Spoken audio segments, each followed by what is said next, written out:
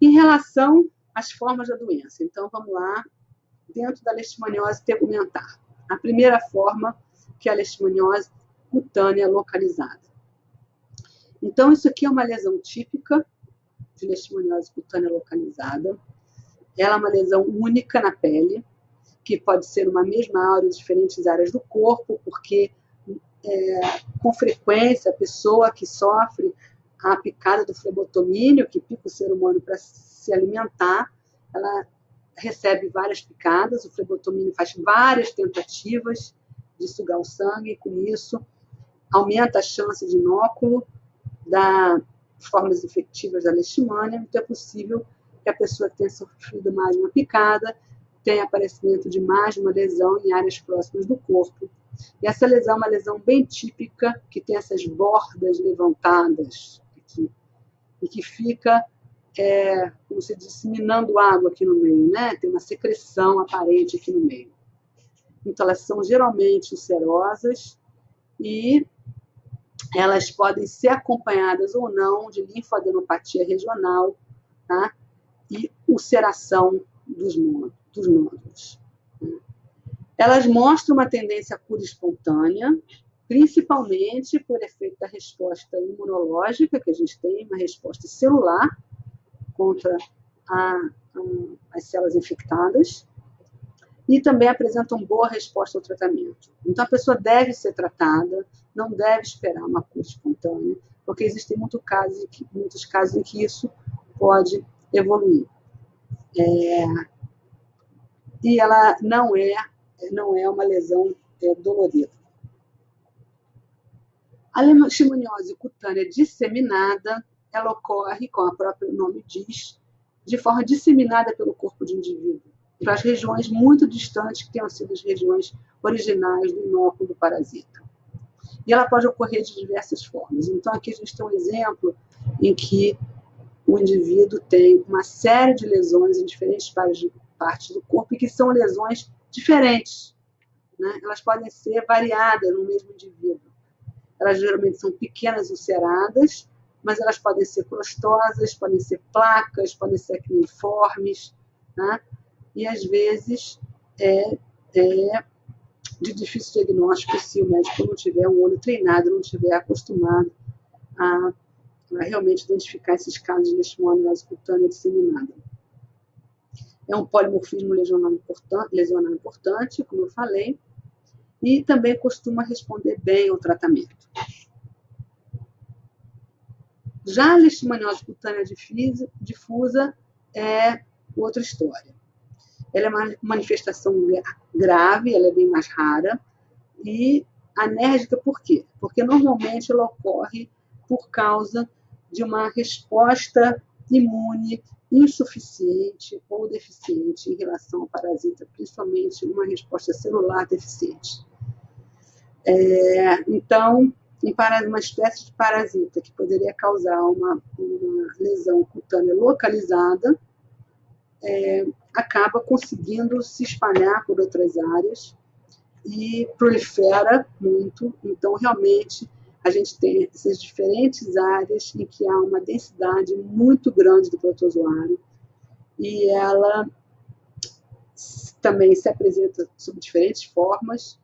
São múltiplas nodulações, você pode ter essas placas, você pode ter esses nódulos que chegam a abrir como feridas, que uma extensão cutânea grande, polimorfismo lesional é grande, e o tratamento é difícil e ineficaz.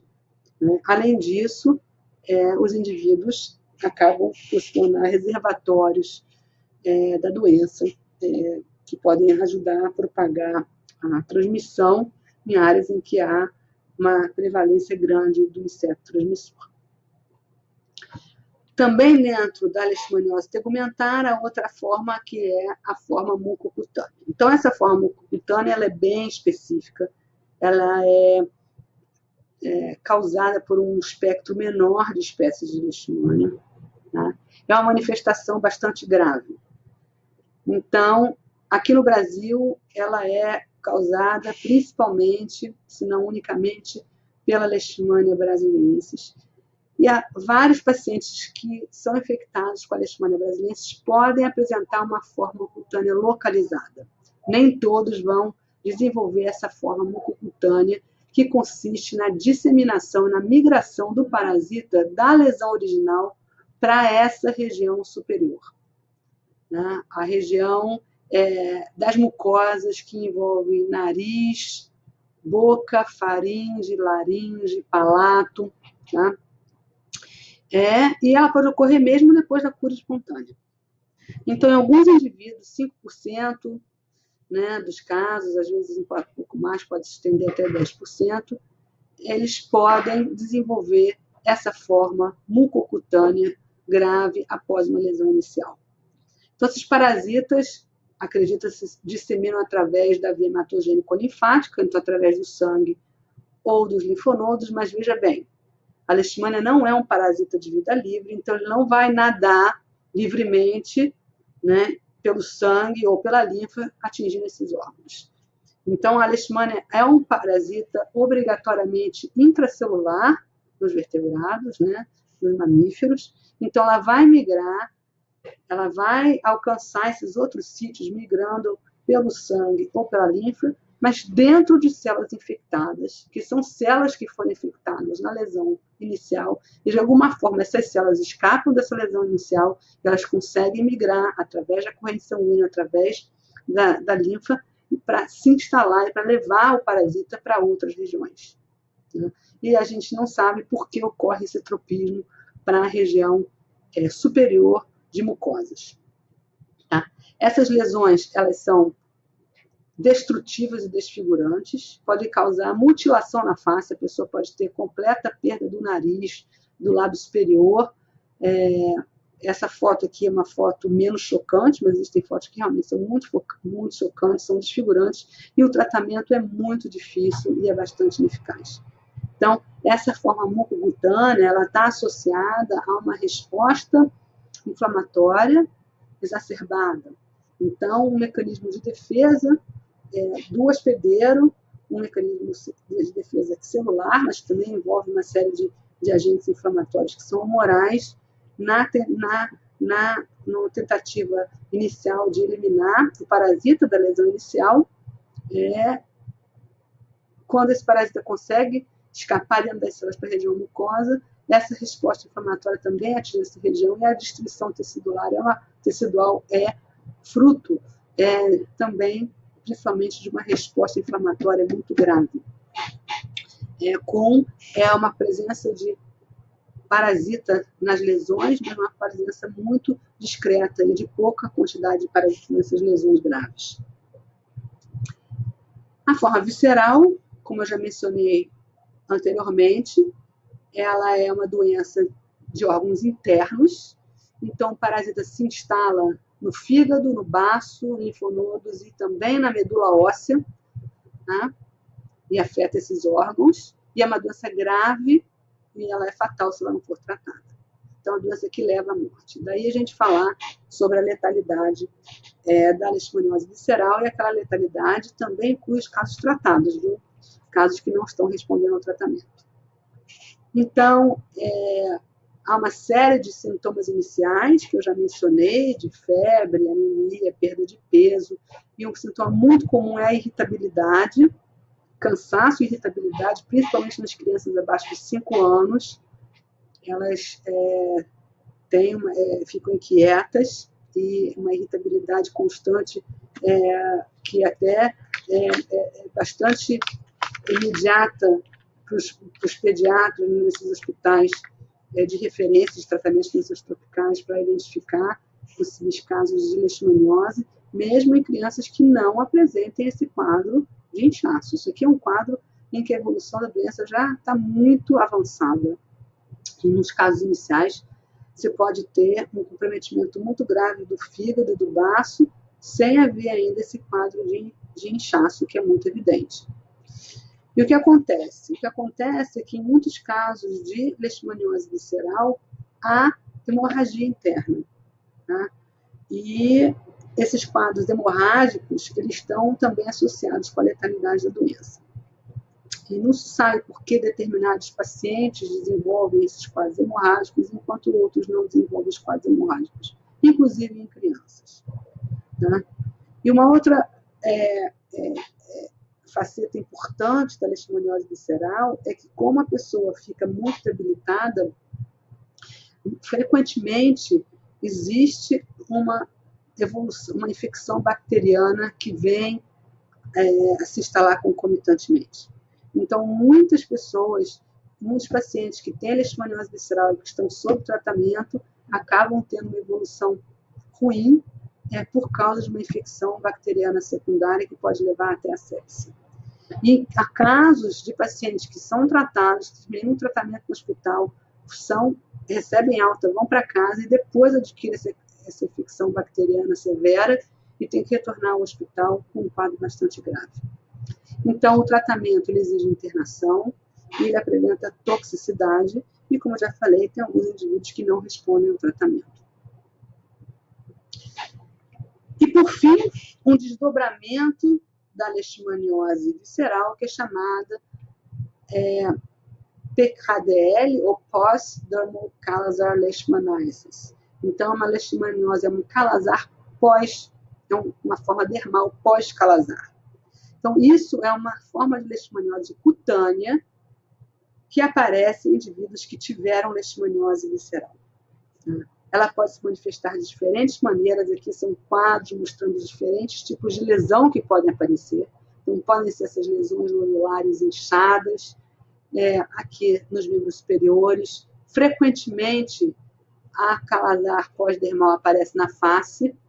Então, aqui a gente vê uma criança com centenas de pequenos nódulos, ou um homem que tem uma quantidade de nódulos mais aparentes e maiores, e às vezes aparece sob essas formas de placas transparentes e que você não vê lesão nodular.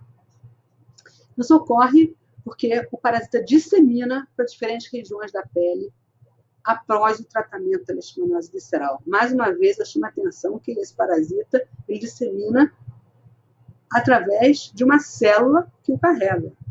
Né? O parasita é um parasita obrigatoriamente intracelular. A célula definitiva de infecção é o macrófago, como a gente vai ver mais adiante. Então, o parasita dissemina para outros lugares, pegando uma carona escondida em células de defesa do nosso organismo, que tem essa capacidade de entrar e sair de diferentes órgãos, de diferentes tecidos, porque é um fenótipo intrínseco dessas células de defesa, que é patrulhar os tecidos.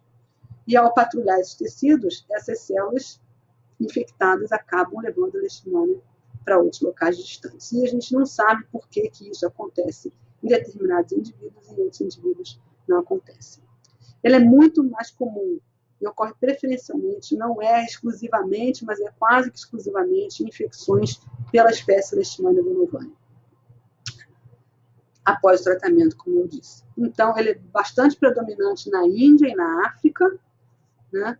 Inclusive na Índia, onde tem havido um esforço muito grande para o controle da leishmaniose visceral, e eles vêm conseguindo, de algum modo, reduzir o número de casos e tratar as pessoas, os números de Kala-Azar pós-dermal vêm aumentando. E ele pode ocorrer até 20 anos após a cura da leishmaniose visceral inicial. Então, o parasita fica, de algum modo, em algum reservatório, né? Então, é o que a gente chama de persistência, dentro do organismo, e muito tempo depois da cura da leishmaniose visceral, ele pode aparecer em outro sítio e causar essa Kala-Azar pós-dermal. Então, como eu já disse, pode ser aparecimento de nódulos, erupções cutâneas, máculas eritematosas múltiplas. Ele não leva à morte, né? E o diagnóstico pode requerer biópsia, porque como as lesões elas são de naturezas diferentes, muitas vezes os médicos têm dificuldade de conseguir diagnosticar, principalmente se a pessoa não apresenta nenhum quadro de visceral e já foi curada da leishmaniose visceral muitos anos após. Então, vamos falar um pouquinho sobre a leishmania e os seus hospedeiros, né? Então, aqui a gente tem uma micrografia de tecidos que tenham sido infectados por leishmania. Então, a gente vê aqui muito claramente, células que estão abarrotadas desses pontinhos roxos dentro, que são o parasita que multiplicou aqui no interior dessas células. A gente consegue ver também o tecido tomado por diferentes amastigotas. Então, ela é transmitida pela picada desse inseto flebotomínio infectado, inocula a leishmania na pele, e dali ela vai permanecer numa lesão localizada ou ela vai conseguir alcançar outros sítios. Então, como eu disse, há uma enormidade de espécies de leishmania, tem mais de 15 espécies de leishmania que são efetivas para seres humanos. Elas têm distribuição geográfica distinta, tá? Então, tem leishmanias que circulam somente aqui nas Américas, enquanto outras espécies de leishmania que circulam somente na África, ou no Oriente Médio, ou no Sul da Europa. E elas são transmitidas por uma enormidade de espécies de flebotomínios. Então, existem também dezenas de espécies de flebotomínios que podem transmitir leishmania. E, normalmente, diferentes espécies de leishmania possuem maior afinidade por determinadas espécies de flebotomia. Então, o controle da zoonose, né, e o controle epidemiológico da leishmania também passa por um controle de vetores muito importante e muito complexo, porque a gente está falando de vários vetores diferentes, que podem ter sobreposição geográfica, e eles podem, mesmo que não sejam nativamente oriundos de uma determinada região geográfica, migrar para outra região geográfica e conseguir se estabelecer ali. E com isso há vários reservatórios silvestres, porque isso aí faz parte dos ecossistemas normais, as diferentes espécies de flebotomínios, as diferentes espécies de leishmania, e aí os seus reservatórios silvestres, que são animais que podem ser infectados com a leishmania, mas que não desenvolvem nenhum tipo de doença. Então, há várias espécies silvestres aí nas matas, nos diferentes ambientes geográficos, que podem ser infectados pela leishmania, e apesar de não desenvolver a doença, eles são uma fonte de perpetuação da circulação da leishmania, porque a fêmea do flebotomínio, ao se alimentar desses mamíferos, vai ingerir leishmania e é potencialmente uma transmissora para outras espécies. Dentro dos reservatórios urbanos, a gente tem majoritariamente o cão e, mais recentemente, também gatos podem ser considerados, talvez, um reservatório de leishmania. Já se sabe que é possível identificar gatos infectados com leishmania, inclusive nessa região superior do focinho, com a quantidade do palato, com uma quantidade grande de leishmania, mas não se sabe se realmente ele vai ser um reservatório importante na transmissão urbana ou não. Então, aqui eu coloquei um novo quadro, que é uma revisão muito recente de 2020, e que enquadra, né, as diferentes espécies de leishmania, né, dentro dos agentes etiológicos mais comuns, os tipos de manifestação e aonde é a sua distribuição geográfica. E a gente vê aqui eles citando casos de manifestação mucocutânea com outras espécies de leishmania. Leishmania major, leishmania trópica, leishmania infanto. Mas veja bem, isso aqui ocorre em pacientes que normalmente apresentam algum tipo de imunocomprometimento. Então, isso não é um quadro normal para essas espécies de leishmania. A forma mucocutânea ela é estritamente, normalmente associada em indivíduos imunocompetentes com a leishmania brasiliensis principalmente. Então, ela é uma metástase secundária para essa região, né, superior, como eu já mencionei. 90% dos casos de leishmaniose mucocutânea são reportados no Brasil, Peru e Bolívia. Tá? Aqui também eu chamo a atenção para esse relato de leishmania amazonensis presente nas vísceras, mas isso é raro, isso também acontece em ou foi reportado em indivíduos que são imunocomprometidos.